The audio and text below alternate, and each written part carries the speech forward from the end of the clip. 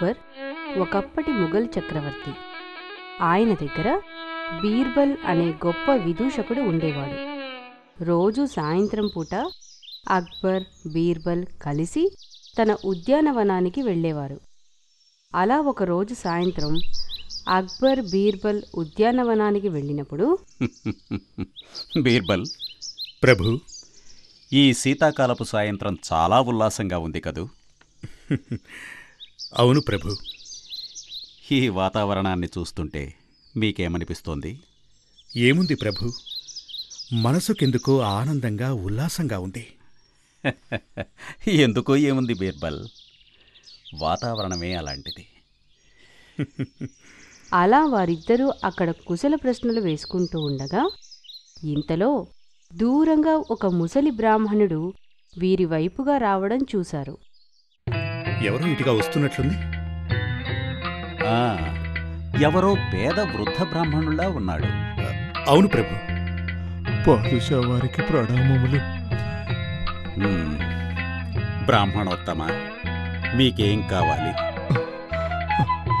మహారాజా, నన్ను కరుణించండి. నేను పూటకి కూడా గతిలేని పేదవాణ్ణి. నా ఒక్కగానొక్క కూతురి వివాహం చేయదలిచాను. అందుకు 1000 బంగారు నాణ్యాలు ఖర్చు అవుతుంది. వాటిని సంపాదించే ప్రయత్నంలో భాగంగా తమ వద్దకు వచ్చాను. బ్రాహ్మణోత్తమ, పూటకి గతిలేని పేదవారంటున్నారు, పైగా వృద్ధులు. అంత ఖర్చు చేసి మీ కుమార్తె వివాహం ఘనంగా చెయ్యాలని మీరు ఎందుకనుకుంటున్నారు? మహారాజా, నా జీవితం పేదరికంలోనే మగ్గిపోయింది. కనీసం నా కుమార్తె జీవితం అయినా మెట్టినింట్లో సుఖంగా సాగాలన్నదే నా కోరిక.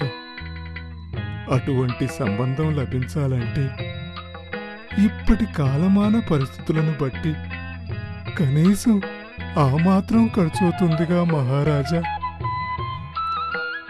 మీరు చెప్పినది సబబుగానే ఉన్నది.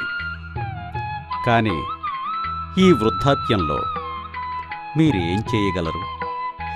ఏ పని చెప్పినా నేను చేయటానికి సిద్ధంగా ఉన్నాను మహారాజా. దయచేసి నాకు పని కల్పించండి. అయితే మేమొక పని చెబుతాం, చేయండి. ఆ పని చేసిన వెంటనే మీకు 1000 బంగారు నాణ్యాలు బహుమతిగా ఇస్తాం. ఏమంటారు బీర్బల్ గారు? ఇక నేనేమంటాను మహారాజా, మీరు తలుచుకుంటే సాధ్యం కానిదేముంది. బ్రాహ్మణోత్తమ, మీరేమంటారు? అయితే ఏం చేయాలో చెప్పండి మహారాజా. అయితే ఆ కొలనులో మొలలోతు నీటిలో రేపు ఉదయం సూర్యోదయం వరకు నిలుచోవాలి. అలాగే మహారాజా. మహారాజు గారు, ఈ వృద్ధ బ్రాహ్మణుడికి పని కల్పించారా లేక అతన్ని శిక్షించారా? ఏమీ బోధపడటం లేదు. దీని పర్యవసానం ఏమిటో? ఎవరక్కడ? మహారాజా. వీరిని కొలను వద్దకు తీసుకువెళ్ళండి. చిత్తం మహారాజా. భటులు వచ్చి ఆ బ్రాహ్మణుడిని కొలను వద్దకు తీసుకుని వెళ్లారు. ఆ వృద్ధ బ్రాహ్మణుడు రాత్రంతా అక్కడే అలాగే నీటిలో ఉండిపోయాడు.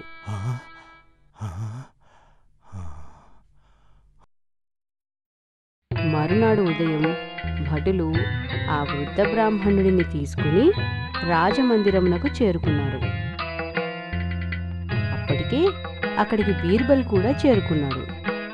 ఆ బ్రాహ్మణుడు మహారాజుతో ఇలా చెప్పడం ప్రారంభించాడు. మహారాజా, మీరు చెప్పినట్లే కొలనులో ఉదయం వరకు నిలుచున్నాను. నా 1000 బంగారు నాణ్యాలు ఇప్పిస్తే సంతోషిస్తాను. ఇంత వృద్ధుడవు, చలిలో రాత్రంతా ఎలా గడిపావు? ఏముంది మహారాజా, 200 గజాల దూరంలో ఉన్న మీ రాజభవనపు దీపాలను చూస్తూ వేడిగా ఉన్నట్టు ఊహించుకొని అలాగే నా కూతురు పెళ్లిని గుర్తు చేసుకుంటూ రాత్రంతా కొలనులో ఆనందంగా గడిపాను మహారాజా. అయితే మీరు మా రాజభవనపు దీపాల నుండి వెలువడే వేడితో ఆ కొలనులో ఎటువంటి చలి లేకుండా గడిపారన్నమాట. విన్నారా బీర్బల్? అలా అయితే మీకు ఏ విధమైన బహుమతి ఇవ్వబడదు. ఇక మీరు వెళ్ళవచ్చు. మహారాజా, దేవుడా, ఇప్పుడు నేను నా కూతురికి పెళ్ళి ఎలా చేయను అంటూ ఆ వృద్ధ బ్రాహ్మణుడు అక్కడి నుంచి వెళ్ళిపోయాడు. బీర్బల్కు మహారాజుగారు చేసిన పని ఎంతమాత్రం నచ్చలేదు. అలా కొన్ని రోజులు గడిచిపోయాయి. ఒకరోజు రాజమందిరంనకు బీర్బల్ విచ్చేశాడు. ప్రభు, బీర్బల్ గారు మీ దర్శనం కోసం వచ్చారు. రమ్మను. చిత్తం ప్రభు. ప్రణామాలు మహారాజా. బీర్బల్ గారు ఎలా ఉన్నారు?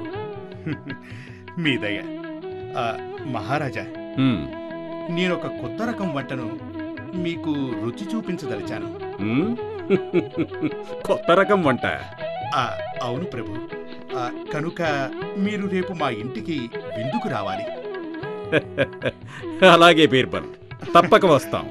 ధన్యుని మహారాజా, ధన్యుణ్ణి అని బీర్బల్ అక్బర్ను విందుకు పిలిచి అక్కడి నుంచి వెళ్ళిపోయాడు.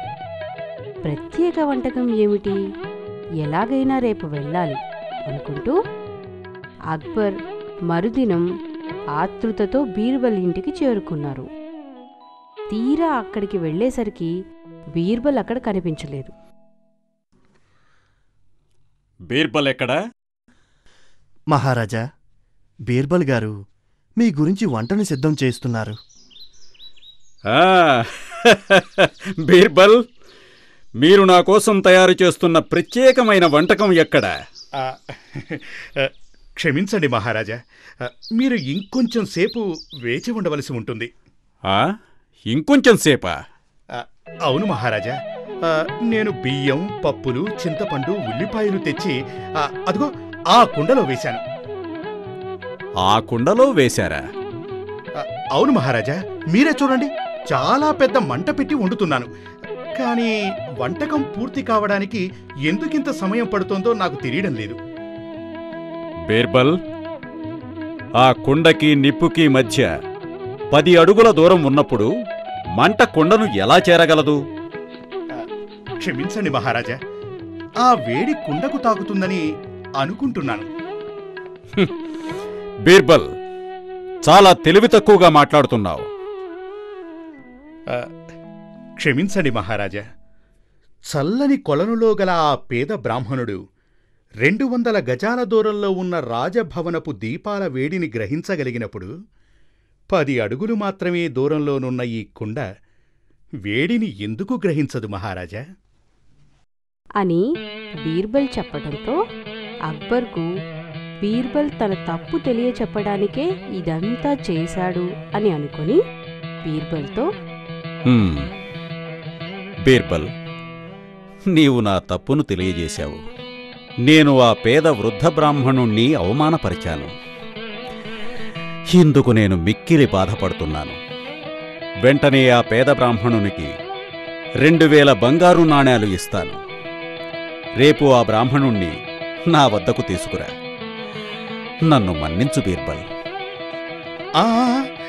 మహారాజా, అంత మాట అనకండి. మీరే నన్ను క్షమించాలి. దయచేసి నా ఆతిథ్యాన్ని స్వీకరించండి. లోపల భోజనంతో పాటు మీకోసం ప్రత్యేకంగా కిచిడీ కూడా తయారు చేసి పెట్టాను. దయచేసి లోనికి రండి మహారాజా, విచ్చేయండి. బీర్బల్, నీ హృదయం ఎంతో సున్నితం అంటూ అక్బర్ని తీసుకుని ఇంటి లోపలికి వెళ్ళాడు బీర్బల్.